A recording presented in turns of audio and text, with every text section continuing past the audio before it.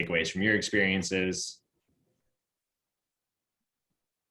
Like, how much minutes do we I can go. I know one of the biggest takeaways from my experience has been primarily just around my attitude and shifting my mindset to just view things through a more positive lens. And I was always like a fairly positive person before, but after I went through kind of like the denial after my injury happened, like I shifted just the way I thought to realize, wow, like I should not be alive, or I should not be here right now, and yet I am. So what does that mean for my life, and how is this going to impact, what I do moving forward? How can I really make the most of it? Like, I was looking at this the other day, like I said, I'm about to turn 26, and I was like, okay, so that means I have been alive for like 800 some million seconds.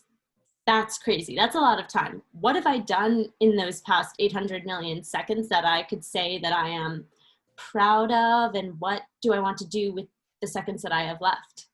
So I really try and just like frame everything that I think about in that way.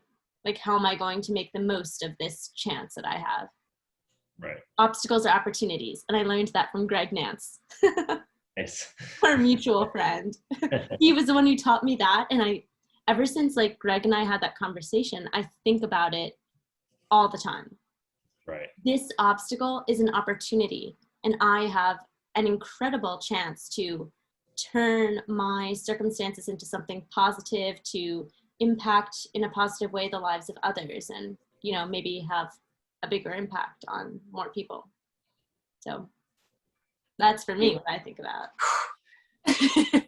I'm glad you talked about mindset. I think that is so important. I kind of have like the opposite. Like the first couple months, even though my eye was crossed in and I was in so much pain, I was like, I'm so grateful to be alive. Like, Mom, like I was just so grateful. And then they kept asking me, are you depressed? I was like, no. And they said, whenever blood hits your brain, that can happen. And then I hit depression and anxiety like I've never had. I didn't have panic attacks before, none of that. So for me, it's been actively working on that, because it's like, I am very positive for everybody else and their things. But then when it comes to me, the anxiety and depression's like, that's not going to work for you. That's not. So I've really had to work on, and it's a new phrase that I really like.